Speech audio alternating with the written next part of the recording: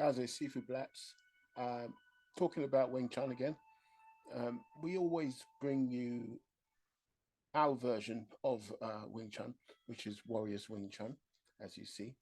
Uh, Warriors Wing Chun started around 1991 and is born from my experience of fighting on the street in as part of protecting myself while on the doors for the last 30 plus years, and tournament fighting up to world status. So some world championship status. So it's born from a real experience and growing up on the streets and understanding what a real fight is like. And when I say um, this is what's going to cripple Wing Chun, is that the experience of the Sifu that are currently teaching now in modern times is not being explored enough for them to bring down a real understanding of how Wing Chun works in the street, where it was that's what it was made for. It was made for the public to use against an oppressor, someone stronger, faster, someone more used to fighting. And so it's an equalizer, basically. And it wasn't used for sport. It wasn't a sporting thing. So to say that Wing Chun doesn't work in sports, in modern day sport, combat sport arena, is, is not only a nonsense thing to say, because most people you see in sport today, UFC, MMA, they're all using Wing Chun technique. Now, uh, when you say no, they're not, they're using Muay Thai. No, they're using karate. No, they're using jiu-jitsu. Oh no, they're using no. It's Wing Chun. Wing Chun was made to survive. If you're going to survive any physical altercation, you have to have a method. You have to have a structure. You have to have a an understanding of what reality is about, because you're trying to save your life. Any martial art you get taught, if it's a complete martial art, if you're not doing a sport, if you're using it to save your life, it's about grappling, striking, and wrestling. Now, I've learned 7 separate different systems of martial arts, but I choose to teach Wing Chun. Why? It's because it's the most well rounded, it's the most efficient to learn, it's the fastest to learn, and it's practical. It's the most practical stuff to learn. Why I say practical is because it's not made for um, a, a specific arena. It's made for the street. That's it. It's not made for a tournament. It's not made for a war. It's not made for. It's made for a human being to survive a physical altercation, a sudden, unwanted physical altercation, to survive it, escape from it, and get away from it as soon as possible. So now, if you're coming at me with a punch, a kick, a knife, a grab from behind, uh, an attack with many people, an attack many people with weapons, where in where in MMA does that teach you to deal with all these things? Wing Chun says, yeah, I've got an answer to all that. I've got an answer to pretty much anything you can come out with, because it's based on reality. And my reality is I am training to be attacked on the street. I'm not training for UFC, training for MMA. I'm training for the street. So my reality is I'm on a bus. My reality is I'm in a swimming pool. My reality is and I'm in a coach. My reality is I'm walking the street. My reality is I've got my children, young children, walking beside me, and you come up to me asking me for my watch. It's one of them scenarios you're never going to see in a cage. You're never going to see in a taekwondo tournament where people are just relying they're about kicking. Today, you're not going to see it in jiu-jitsu tournament where they're just rolling on the ground. You're not going to see it. A nogi tournament is just you're not going to see it. Oh, give me your wallet, mate. Nothing. There's no other situation Wing Chun was made for, but for or you come here, or just random punch in face, and now it's on. Basically, that's what we're about. Walking the street, mind our own business and survive in that situation where someone wants something from us and they're too lazy to go out and get a job or whatever work to get it, and they just decide the easiest thing to do, the quickest thing to do is to try and rob someone. And if you're looking weak, if you're not looking prepared, if you're looking like that just random person walking through the street like a zombie, you're the next. So when we say in Warriors Wing Chun, we are practicing arms, absolute reality martial system. We're actually practicing street survival skills, SSS, for the street. We're dealing with the actions you should have as part of um, your reactions, your basic human nervous system, in reaction to sudden violence, sudden situation, sudden aggression from another person. Then you're not doing Warriors Wing Chun. You're doing a sport. You're doing something else. Now, Warriors Wing, me saying Warriors Wing Chun is a generic way of saying you're doing Kung Fu, you're doing Karate, you're doing Taekwondo, you're doing, it's all preparation, yeah, for a situation that is unwanted.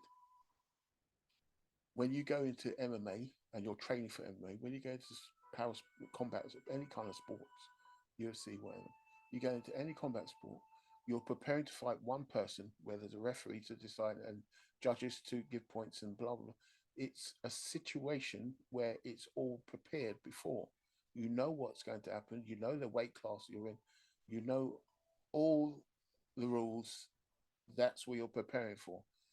If you're going to do that and say you're Wing Chun exponent at this point, your Taekwondo exponent at this point, then you train your martial art to deal with that sporting arena, that combat arena.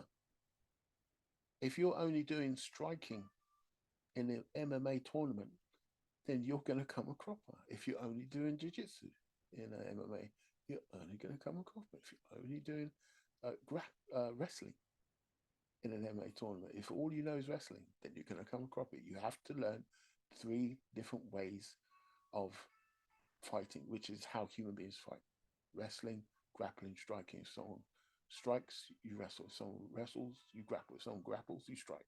If you don't have one of these, then you're not a complete fighter. Wing Chun has all of these things. Okay, we have a way to throw you onto the ground. We have a way to wrestle you on, grapple with you on the ground or standing up, and we have a striking system, obviously. Now, if you're just doing Muay Thai, then you obviously have to have training in some other region to make up for the lack of complete system. If you and don't get me wrong, all martial arts, all complete martial arts have all these things in it. Thai has wrestling in it. They have definitely got grappling in it. If you go to jiu-jitsu, they've got striking in it. They've got grappling in it. Wrestling in it. So it doesn't matter which martial you take up. If you understand uh, that you need all 3 aspects, no matter what martial art you know, then you're saying you know a system to deal with physical attack.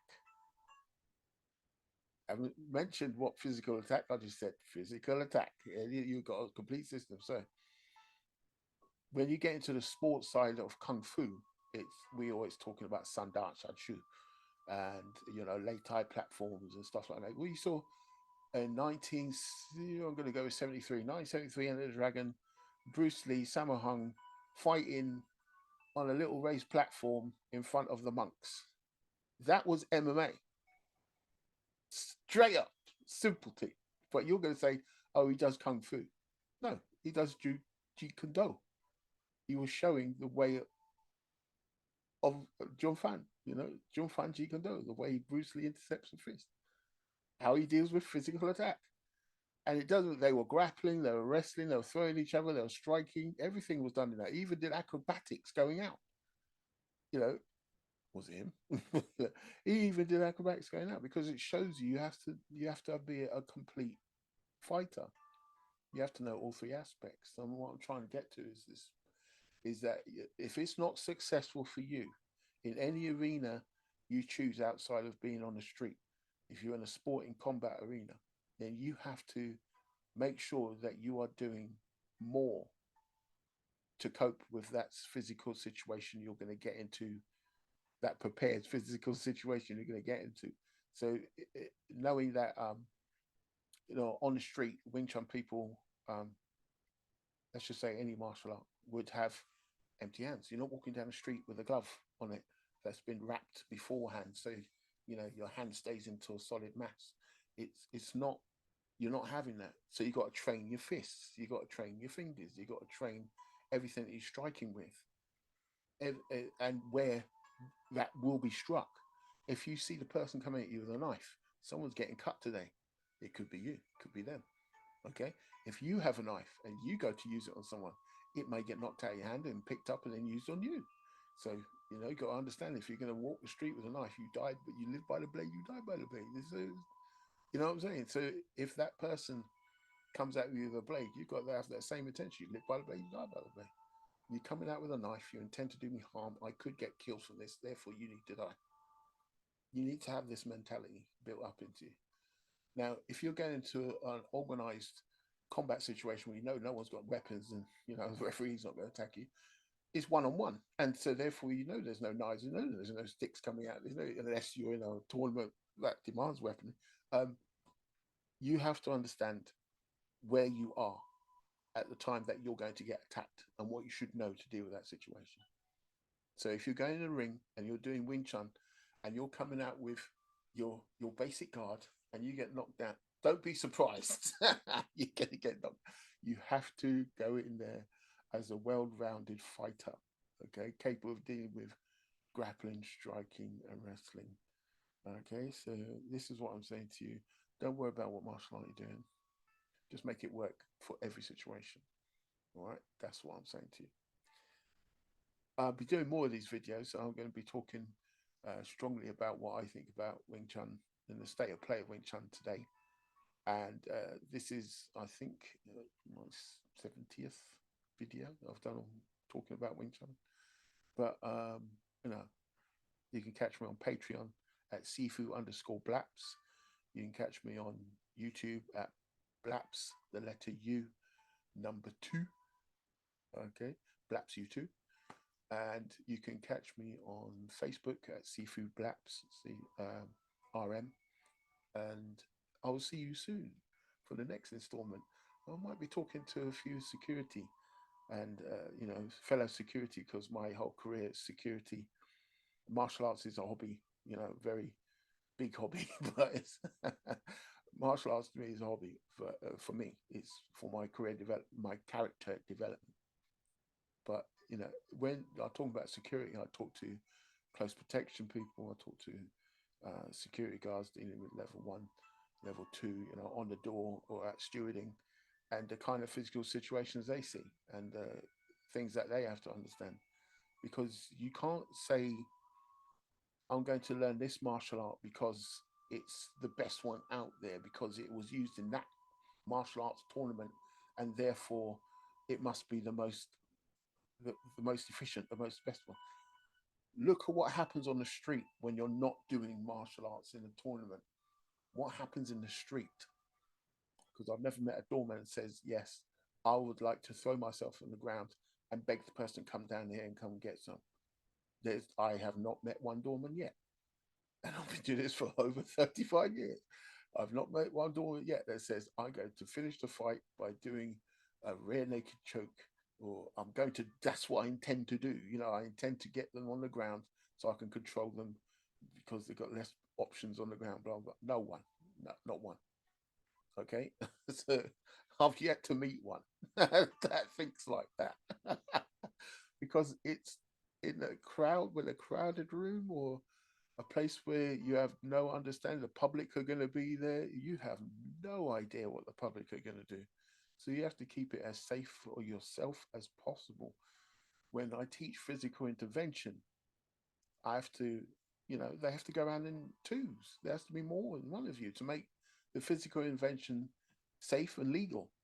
There has to be more than one, usually. And when there's one by yourself, you always Try to keep it as minimal as possible, away from violence as possible. That's why you learn communication and conflict management.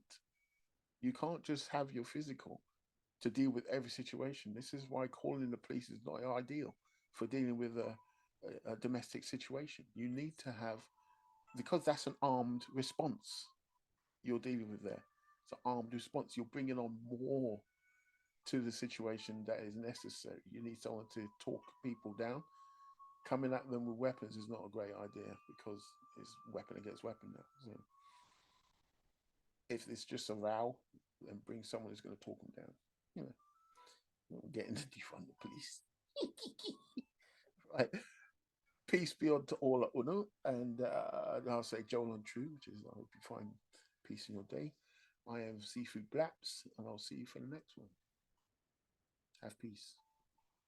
I love you, and there's nothing you can do about it.